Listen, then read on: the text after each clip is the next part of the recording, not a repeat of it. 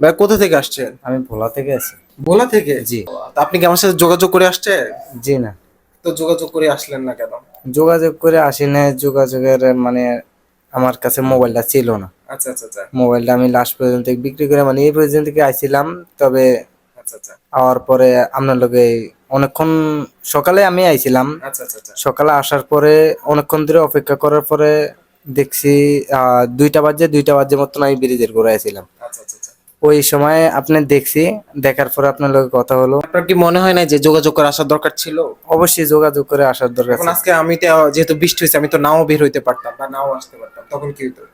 তখন হয়তোবা অপেক্ষা করার পরে হয়তোবা আমি চলে যেতে হইতো। একটা মনে কষ্ট নিয়ে চলে যেতেন। জি। তখন তো আমাকে অভিশাপ দিতেন।